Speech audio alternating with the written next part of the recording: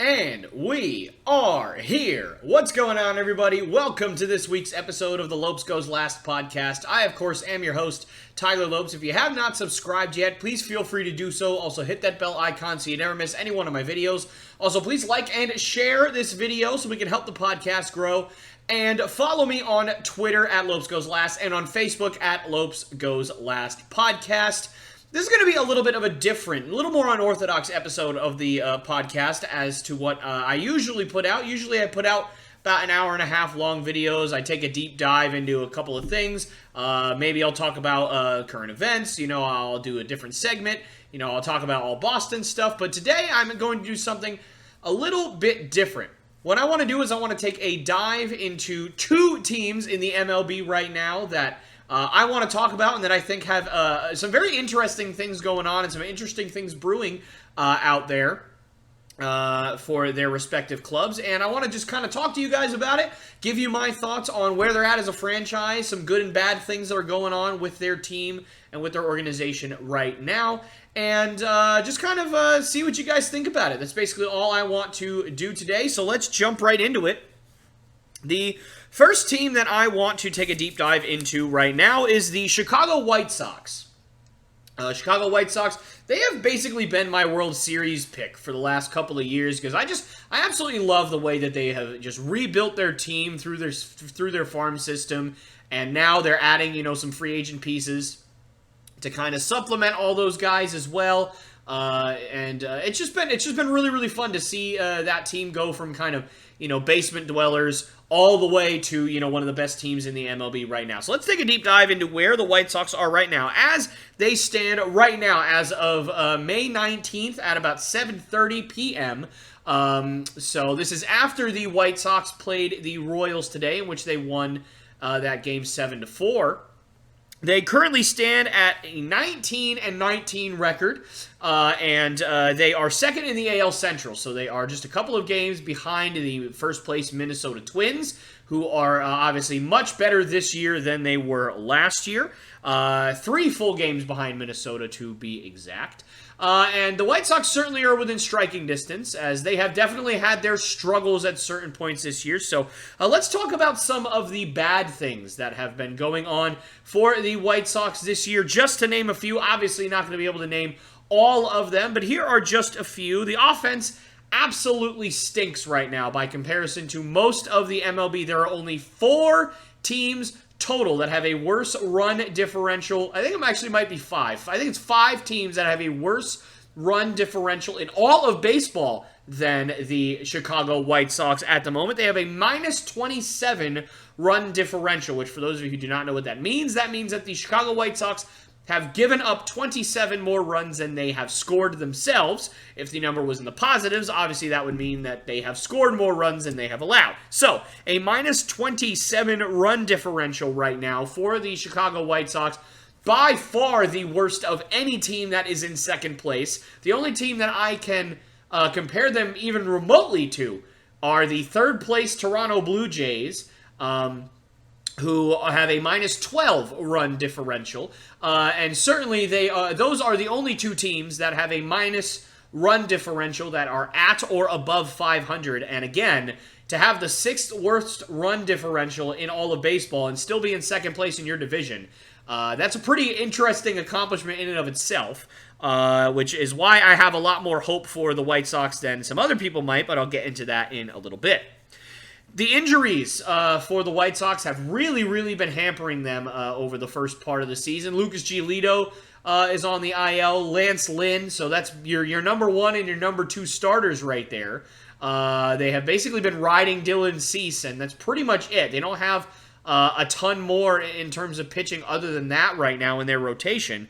They also lost Eloy Jimenez not too long ago. He's been on the injured list for most of the season. And Yoan Moncada got injured again today, it appears. And also was injured for most of the season up until about a week and a half, 2 weeks ago.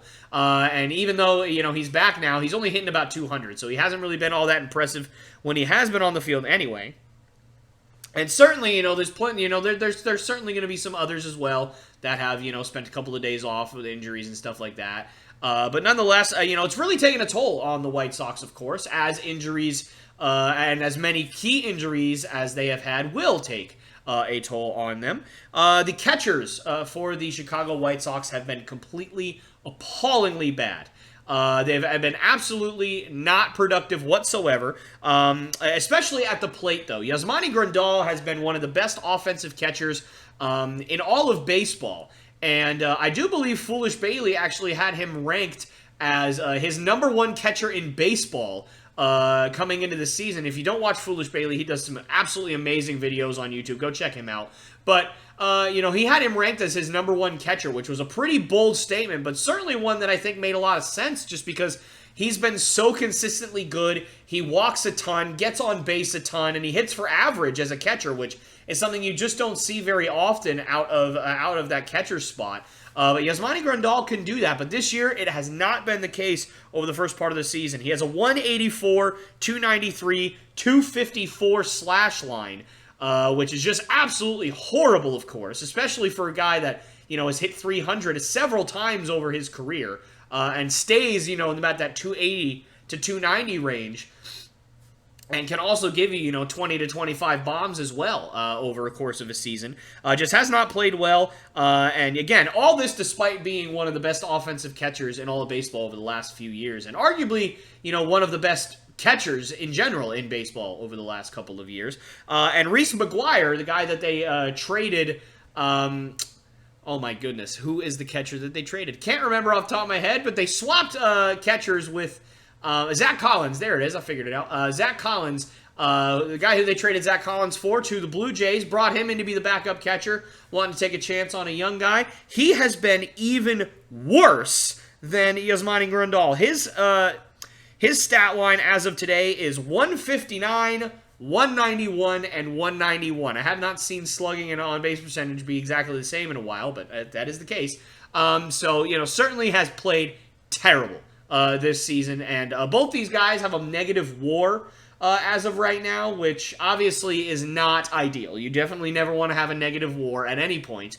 It does happen, especially early in the season. They certainly have plenty of time to turn it around, especially at the catcher position, but right now neither have performed nearly as well as any of the White Sox fans would have hoped. But I think the worst thing right now going on for the White Sox is the fact that I just think that Tony La Russa is just not a great fit to coach them right now. I think that, his old school style of play, it just doesn't fit the new style of baseball right now. You want power pitching, fine, but, guys are injured, so, you're just trotting out, other than Dylan Cease, again, you're trotting out subpar pitching pretty much every day. It just hasn't really worked out for them right now. Their bullpen hasn't been all that great either. Liam Hendricks has struggled first part of the season. Kendall Graveman has struggled over the first part of the season. They traded Craig Kimbrell, who certainly would have given them some insurance should those two guys in the back end of their bullpen struggle. It just hasn't really been all that great this year, and yet they are still at 19-19, so they certainly have not been buried by any means. They're only 3 games back from first place. So there certainly is hope, and especially for me, I can see the writing on the wall. The White Sox are going to go on a run at some point. They're going to get their stars back.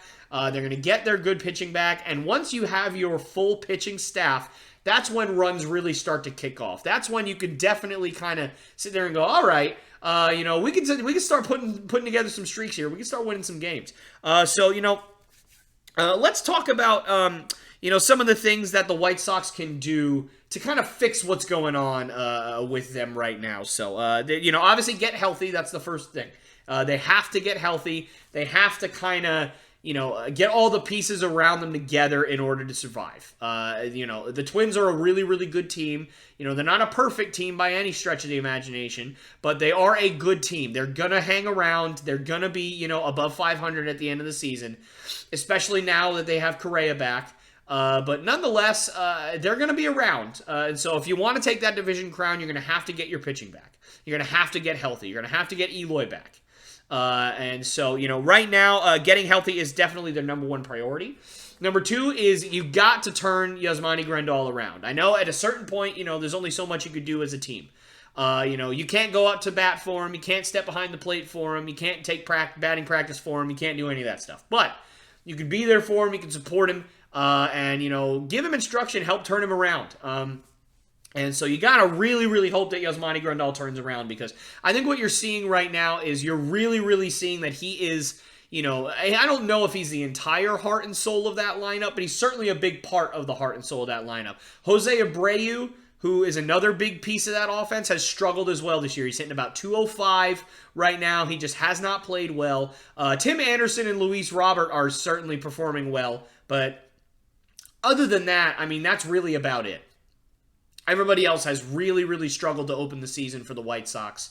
But certainly you can turn things around if you can get Grandal to start hitting again, because hopefully at a certain point, Eloy's going to be able to come back, and he's going to really help that middle part of the order. When fully healthy, the White Sox have such a crazy, dangerous lineup. Obviously you got Tim Anderson. Leury Garcia is he's not a power guy, but he's a guy that can get on base, and he's a guy that's clutch when there's guys on base in front of him. And then obviously you got Luis Robert, Yasmani Grandal, Jose Abreu, and then obviously if he comes back, Eloy Jimenez, Andrew Vaughn and Gavin Sheets are guys that are in your outfield. And you've got some decent depth out there in the outfield as well. So certainly, if that team is fully healthy, they have one of the deepest offenses in all of baseball. So getting these guys healthy, getting Yasmani turned around, that'll certainly jumpstart that offense. That'll get that run differential back closer to zero, and then hopefully for the White Sox back into the positive. That's certainly what they're going to want to do. And then some other things that just my opinion here. I think they need to trade for another starter. I think what you're seeing right now is if you lose one and now two of your big pitchers, you don't really have a lot to offer on the mound right now. If you are the White Sox, you've got to be fully healthy in order to, give it a run. If you want to have a championship run, if this is your window right now with all these young guys in their prime, you've got to have the pitching. You've got to have the depth. And right now, Reynaldo Lopez and Dallas Keuchel, these guys, they're just not going to get it done. Vince Velasquez, they're not going to get it done. It's not going to happen. If you have injuries, you've got to be able to have some depth. And I think they need to trade for one more big arm, or at least a reasonably big arm. I don't really know a specific fit off the top of my head right now. I think a guy maybe that could work out. Maybe you could convince the Reds to trade Luis Castillo. Because obviously he's not going to want to stick around there for much longer if they're going to keep struggling the way they are. Maybe you take a chance on a guy who's young, who's struggling on a team. Like maybe the Brewers with, maybe an Adrian Hauser, get some depth. He's not going to really be, he's not going to be a fantastic pitcher for you, but, at least he'll provide you and your organization some depth. Certainly the Giants aren't going to be able to keep all of the starters that they have. They have probably 8 to 10 possible starters. Maybe you can give them a call, trade for a Jakob Eunice or somebody like that on that roster that kind of provides depth for them. Trade for another starter, get some more depth in that rotation. I think that's something that they need to do. And, maybe they even need to trade for, another outfielder. I don't think so, but I think that there's a more reasonable option. And I think that's just, quite frankly, stop playing A.J. Pollock. Stop playing A.J. Pollock. Listen, A.J. Pollock has been a decent player for quite a while, but right now he's not helping you. He's got a negative WAR on the season. He's only hitting about 200, and he's still only batting really against left-handed pitching, which is supposed to be what he's good at. And he's still only hitting 200. He's not providing great defense for you. He's not doing anything great for you right now. So I think that, getting A.J. Pollock out of there, give Andrew Vaughn or give Gavin Sheets that full-time right field spot for your lineup. Because, are they the perfect players? No, of course not. Are they great defenders? No, they're not. But at the very least, they're young and they can develop. If you give them full-time at-bats and give them a full season of 500 or more at-bats in a season, who knows what they could figure out about Major League pitching, about their own swing. We've seen it happen. We've seen guys that, come up and struggle for a couple of years and then reinvent themselves over the course of time and end up really, really performing well. Think about what Anthony Rendon did when he was for the Nationals. He struggled early on in his career, and eventually, by the time he was 27, 28, 29, that's when he really started to turn it on, and he ended up getting that big contract for the Angels, which we'll talk about a little bit later. But nonetheless, we've seen it time and time again with guys that, struggle early on and end up developing skill sets later that really, really help them and help them stay in the bigs. So I think, quite frankly, one of those guys should be your full-time right fielder. Now, again, I understand them not wanting to have defensive liabilities out there because, when Eloy plays, he's going to be out there in left. He's not the best defender in the world either. So, both your corner outfielders are going to be below average fielders. So, I understand that kind of hesitation to put another guy who may or may not be a fielding liability out in right field. But at a certain point, you've got to sit there and think, well, you know what? The guy that I have out there right now just isn't cutting it. How much worse could these guys be? And they just have higher upside than A.J. Pollock does for the rest of his career. And that's not A.J. Pollock's fault. He's in his 30s, and the other guys are in their low to mid-20s right now. That's just how it works. They have more potential right now because they have more time and more ability to develop and to improve their game. And the only way that they're going to improve their game consistently is if they're out there. And Andrew Vaughn and Gavin Sheets, they get way too many games off for what they need right now. I understand, platooning the DH spot, because you want A.J. Pollock out there and, having Gavin Sheets starting against righties and Andrew Vaughn starting against lefties because one's a left-handed batter, one's a right-handed batter. I understand that completely. But if you put one out there in right field, then that means you could have them both be full-time. You can have them both be full-time, which I think is what both of them need right now. I was really high on Gavin Sheets coming into the season. Now, he hasn't played all that great, but he also doesn't play all that often either. So how can you expect him to improve? How can you expect him to perform at the top of his game all the time when he's not out there all the time? He's got to be out there. He's got to be out there and face, pitching on a regular basis. Give him, and if he starts really, really struggling, then sit him. Then give him some time to think and improve. But let him go out there and let's see what he can do given regular playing time. He performed great last year at the end of the year when guys were injured and he was playing full-time. He played great. Do that again. Let him do that again. And same goes for Andrew Vaughn. He's played a little bit more than Sheets has this year, and he's performed well. He's hitting about 270. His power has really showed, especially early in the season. It's kind of dipped a little bit since then, but, you've played him, and he's played well. So keep playing him. Play him full-time as well. There's a way that you can get them both out there full-time. It's not that hard. Just put one of them in right field, and, let one of them DH. And then when Jose Abreu needs a day off, which, he's getting up there in age, he's probably going to need more days off as time goes along, right?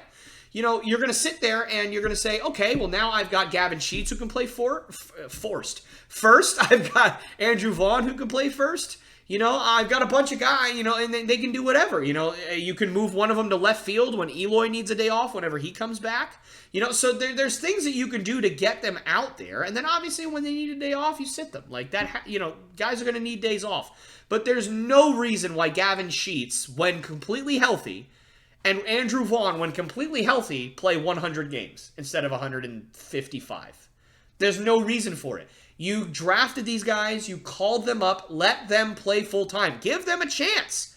And if they don't work out, then they're still young. You could probably get good trades for them because they're still young and they're major league ready.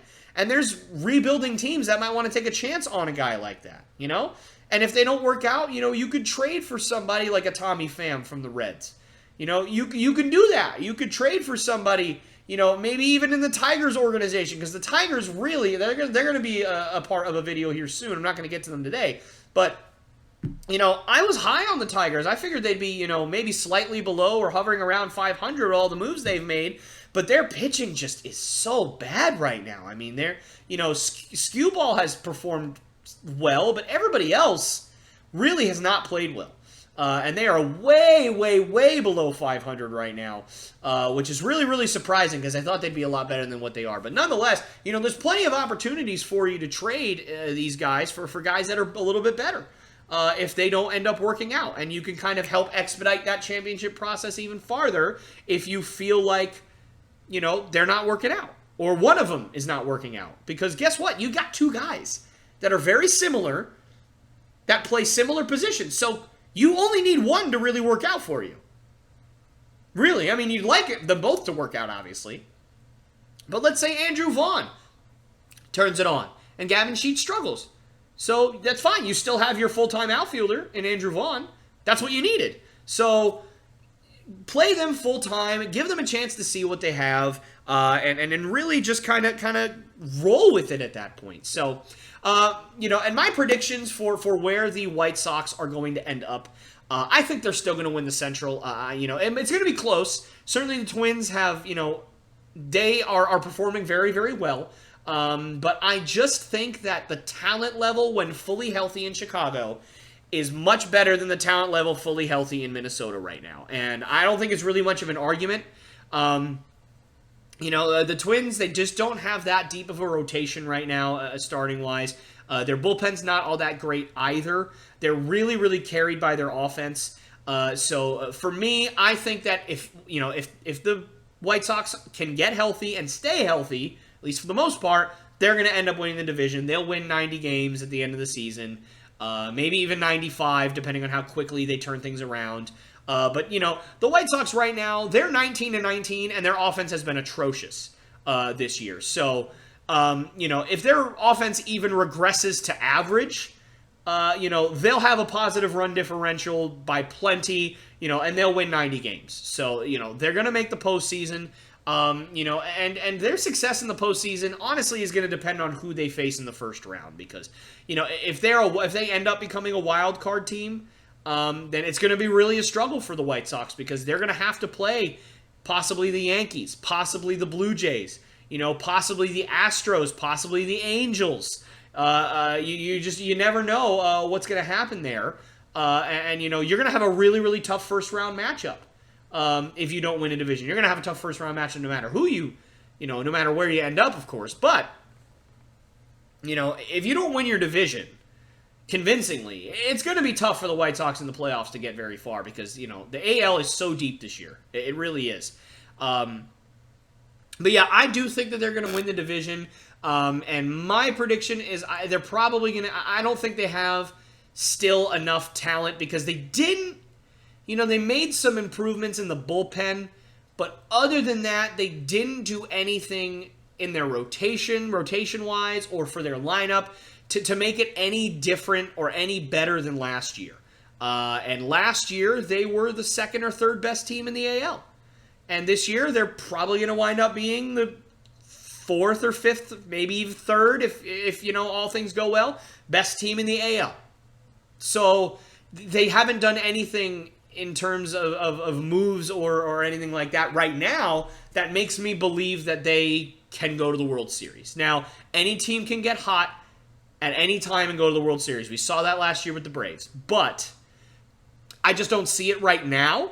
But I do think that they'll give some teams a run for their money. And if their starting pitching turns itself around, they could be dangerous in the playoffs because you've got a great three-headed monster. Dylan Cease has really, really improved this year. He's throwing a lot more strikes than he has in the past. And so, Lucas Giolito, Lance Lynn, and Dylan Cease, that's a really good three right there. That'll really help you get through that postseason. And again, if they can trade for one more big arm, or even just one more serviceable arm, I think that it's really going to work out for the White Sox. But again, will they win the World Series? I have a hard time seeing it. But I would love for them to win the World Series because I've been thinking that they are going to the last couple of years. But this year, I'm not so sure. But we will see, of course. Now, moving on to the second team that I want to talk about today, and that is the Los Angeles Angels of Anaheim. So, lots of A's and Anaheims and Angels. Anyway, right now, the Angels, they're playing so well. It is so good. and so refreshing to see the Angels playing well. You guys have watched the channel. I made, I did about a 30-minute segment on one of my podcasts about, six weeks ago, give or take, on the Angels and how, they've been so painfully average over the last decade or so, and they've wasted Mike Trout's, most of his career. But this year gave me hope. This year gave me hope because I think their rotation is solid. I thought their lineup was going to be solid. And if their young guys can develop and a couple of key pieces can keep or start performing well, they can turn things around. And look what has happened. They are playing so well. They're one of the best teams in baseball right now. And it is so good to see because, this year hasn't gone the way I thought that it would for the Angels. But it's gone well. So that's all that matters to me right now. So let's talk about it. Let's see where the Angels are. Right now, they are 24-16 at the time of recording. They are second in the AL West. They are only one game behind the Houston Astros, who I think that it's been broken now, but they lost to the Red Sox last night. Nick Pivetta threw a complete game. That shocked me. But anyways, they went on like an 11 or 12 game winning streak at one point earlier this season, or maybe it wasn't quite that many, but they were on a big winning streak and not too, very, very recently, not too long ago. So, they're one of the best teams in baseball, and the Angels are only one game behind them right now. And the Astros, they're not going to be able to keep that up. Obviously, they're going to regress, they're going to regress to the mean. Their pitching is not going to perform as well as it has. Especially given the talent over there in Houston.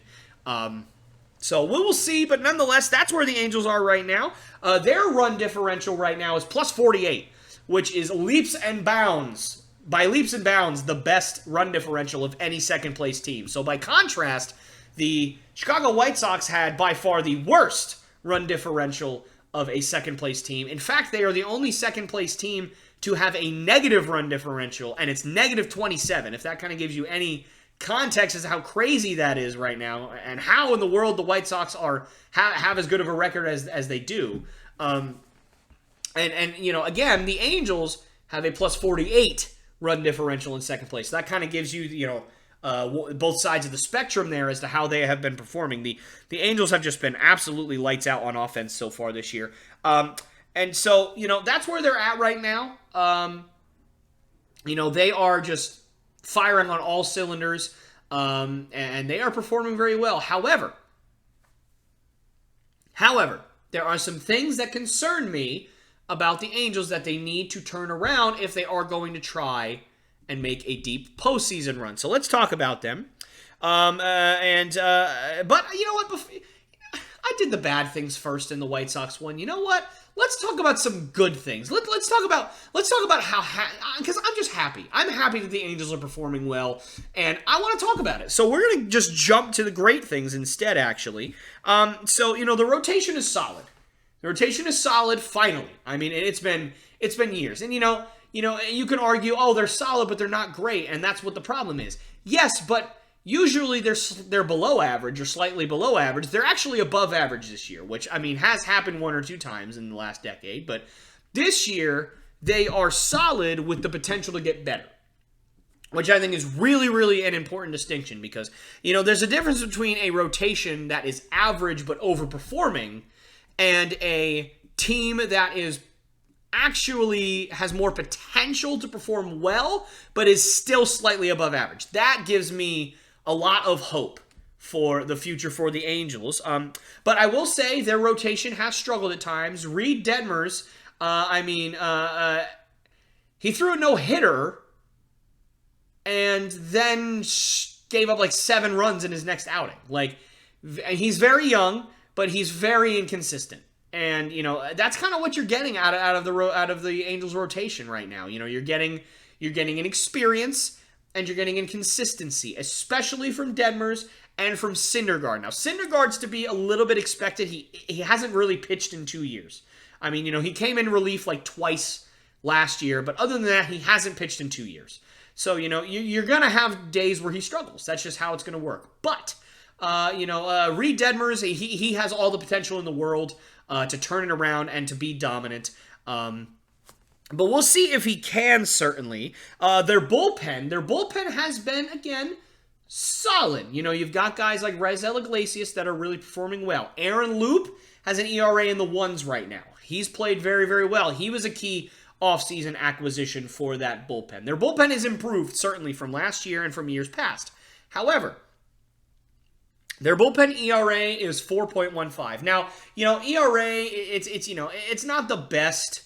It's not the best measurement tool for how well a bullpen is performing, but it is important because preventing runs, that is the best way for a team to win. That is just how that works. The less the other runs score. Nice. The less runs the other team score.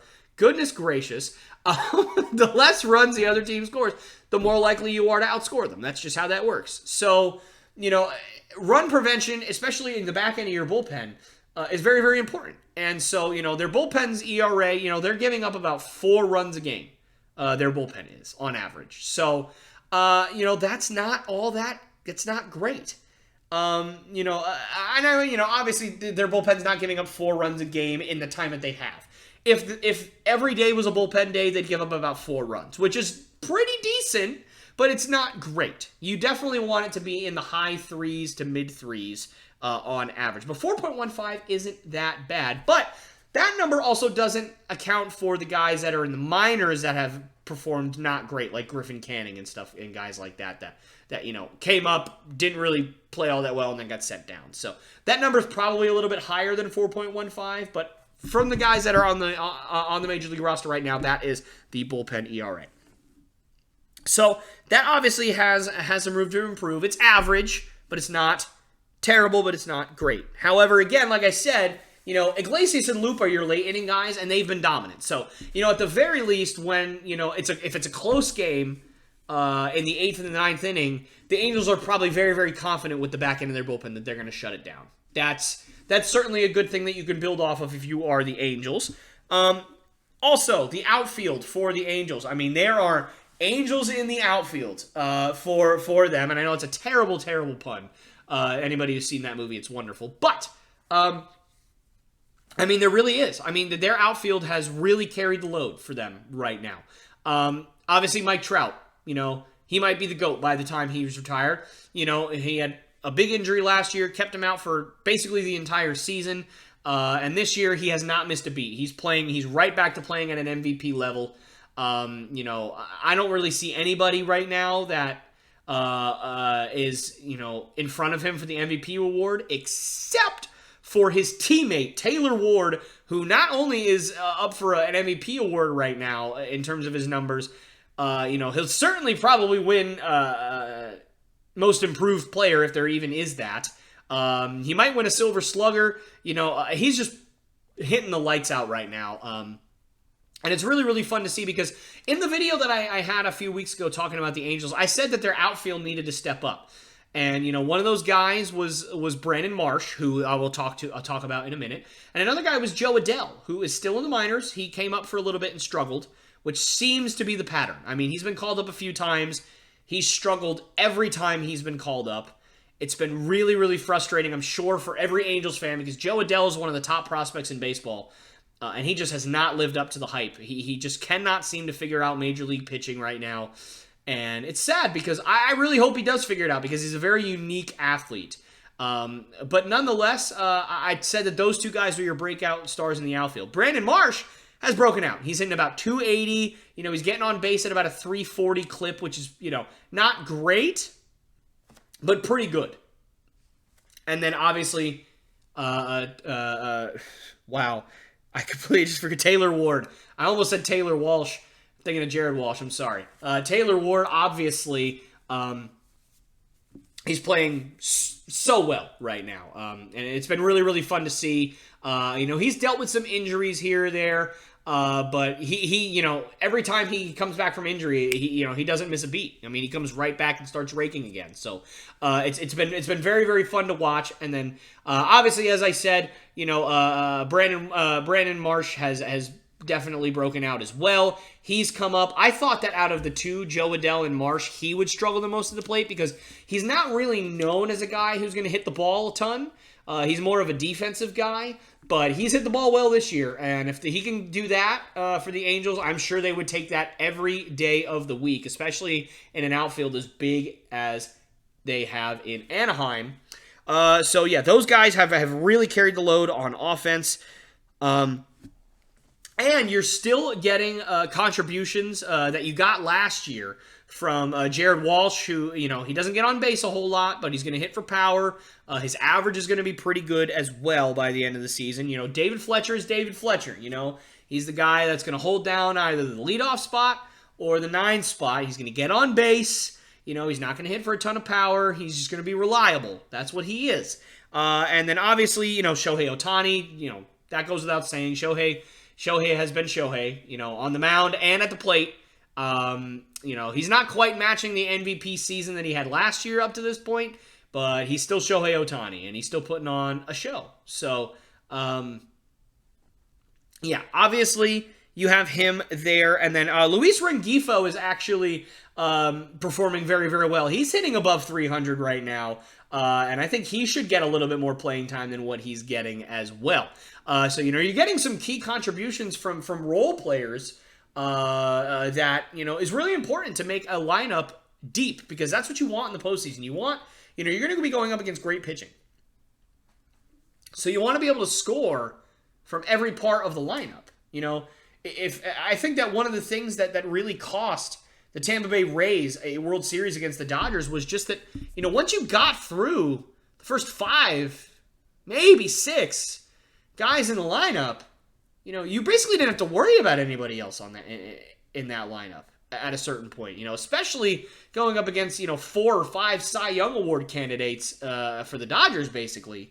If you don't have guys that can hit 1 through 9, or at the very least 1 through 8, it's going to be really, really tough. And so the Angels, having this many guys that are performing well right now, it's really, really nice to see, because you think about it, you've got 7 guys right now that are performing very, very well in your lineup. So great to see. Now, again, as I said, there are some bad things that are going on. But before I get to them, there's one more guy I haven't talked about that I have said on this channel is, I think he is a sneaky Cy Young Award candidate this year. Certainly, just at the very least, a guy that's going to break out and play very well, and somebody that no one has talked about, despite the fact that he is absolutely dominating right now, and that is Patrick Sandoval. He's got an ERA in 6 or 7 starts this year below 2. It's like 1.79, and his FIP is 2.16. It's not like he's it's not like he's just getting super lucky either. His ERA plus, which is a measurement that basically tells you with park adjustments, era adjustments, comparing to other pitchers, in the league at the time, all that stuff is compiled into this one stat called ERA plus, and it tells you how actually good you are by comparison to everybody around you, people in different ballparks, whatever, how good you are at preventing runs. And 100 is always average, and anything above 100 means you're above average. Anything below 100 means you're below average. That's how that number works. So Patrick Sandoval's ERA plus right now is 198. So we can round, that's 200. That means that Patrick Sandoval has been twice as good at preventing runs this year than the average MLB pitcher. So, I don't know what else I have to say about the guy. He's absolutely shoving this year. Now, the Angels have a deep rotation. They usually have 6 guys in their rotation, so he doesn't pitch as often as other guys in the league. But, when he's gone out there, he's pitched fantastic pretty much every single time. And he's starting to get stretched out, too. He started the year kind of only going 3-4 innings. Then he started having 5s, but the last few times he's gone out there, he's gone 6 or more every time. So, he's performed very, very well, and I think that if he's given more chances, and he continues to perform this well, you're going to have to look at him as a Cy Young Award candidate if he keeps these numbers up. he probably won't keep these numbers up because it's really, really hard to have a full season where your ERA is under 2. But he can do it. He's got the stuff for it. His changeup is absolutely just phenomenal. He's worked on his curveball. His fastball location has gotten a little better. He's walking a few too many guys for my liking, and he's not as efficient as, I think I or the Angels would like him to be. But he can get there. I mean, right now, the way he pitches reminds me a lot of Eduardo Rodriguez. He sits about, 93 to 95, got a really good power changeup. His off-speed, his curveball, his slider, stuff like that, aren't the best, but they're certainly serviceable. And he walks a little bit too many guys, and he doesn't pitch super deep into games. That's basically Eduardo Rodriguez for the Red Sox over the last couple of years. The only difference is that Sandoval has a little bit harder time getting run support than Eduardo Rodriguez had for the Red Sox. But I certainly think Sandoval could be better than Erod. I think he's got more potential than Erod. And right now he's pitching absolutely lights out. And it's been really, really fun to see. And I'm glad to see that one of the guys that I thought was going to break out and have a great year, at least so far, has been able to do that. All right, now on to some bad things. I know. I don't want to talk about it either, but we're gonna. And maybe not calling them bad things would help. I think these are things that I can see right now that are, they could hold the Angels back a little bit. Where they could just kind of start to slide down the charts a little bit. Slide down in the power rankings a little bit, start struggling. I can see these things kind of coming back to bite them. So let's talk about it here real quick. Anthony Rendon's contract is a bust. I mean, let's be honest with ourselves here. He's been, this is his 3rd full season as an Angel. It's not like he's still brand new to the organization. It's not like he's still brand new to the ballpark. It's not like he's still brand new to AL pitching. It's 3 years. Now, he's been hurt for a lot of the first 2 years. I get that. But at the same time, you are getting paid a lot of money to be an average to slightly below average hitter right now if you're Anthony Rendon. I mean, his OPS isn't too horrible. It's like in the 760s. That's not great, but that's not terrible by any stretch.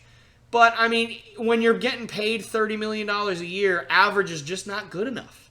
It just isn't. And we've seen it time and time and time again with these contracts that the Angels hand out for these big bats. They just haven't worked out basically ever. I mean, honestly, they really haven't worked out. Barely any of them have. So, what do you do if you're the Angels? I don't think you could trade him. Nobody's going to want him at this point. You just kind of have to eat it again. And then maybe, if he doesn't turn things around, you're going to have to release him at some point. Maybe this year, maybe next year. But right now, and that seems a bit probably far-fetched because he is still reasonably okay, but he is just holding that team back right now because his contract basically says, you're not going to be able to make a whole bunch more moves because my contract is eating up a lot of that cap space because you already signed, Mike Trout's going to be there. He's making $40 million a year. He's not going anywhere. Rendon's making 30 or 35, whatever it is. You don't have a ton you have some to play with, but you don't have a ton to play with after that because Reisel's making 15, Syndergaard's making 20, you got these guys that are making all these big chunks of money. You're going to run out at some point. You're not going to be able to sign these free agents or trade for guys on bigger contracts to help Mike Trout in that offense or to help that rotation kind of be solidified. You're not going to have that if Rendon is still there and not performing well. I mean, it's just really sad to see because I love Anthony Rendon. I loved him in Washington. I thought that he was probably the most underrated player in baseball. And then he signed that huge contract, and now he's one of the most overrated players in baseball. It's really, really sad because we've seen that story a million times, but it's happening again.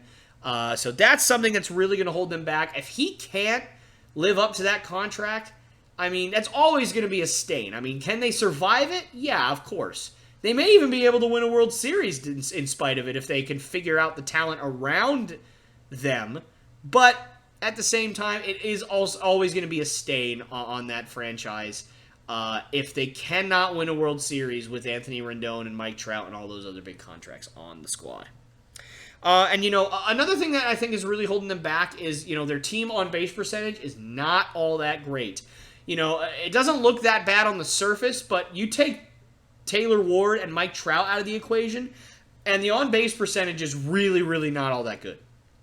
You really don't have anybody other than maybe Brandon Marsh who has an above average on-base percentage. Everybody is either slightly above 300 or below 300 in on-base percentage on that team right now. So, again, slightly above 300 isn't horrendously bad, but it's not good either.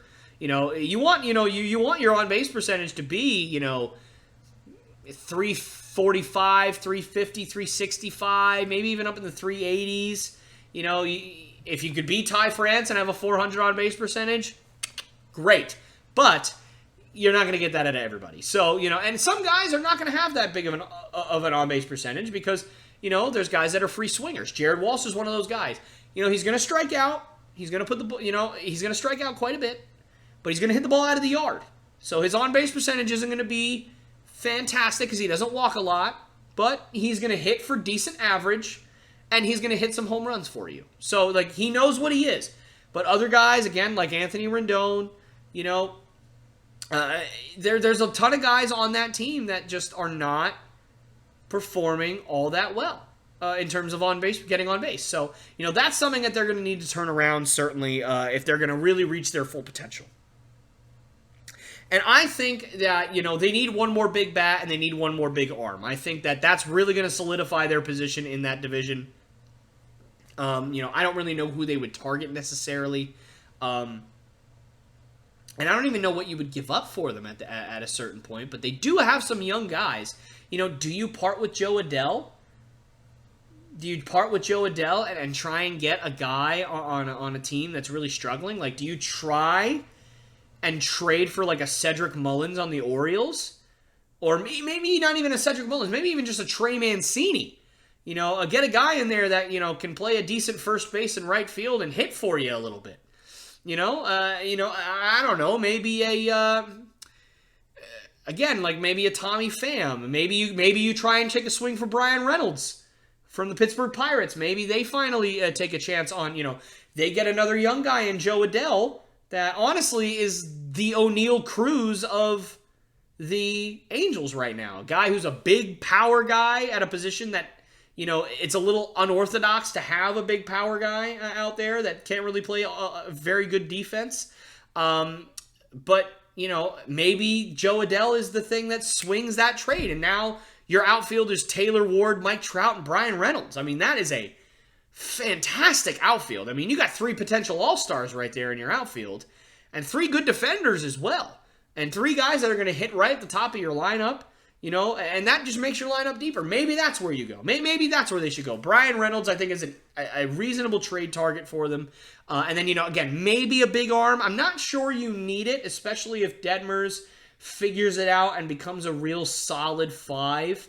Berea kind of gives you some depth at that position, in case somebody gets injured. If Syndergaard can kind of get back to being the solid number 2 that he was in New York with potential to be an ace.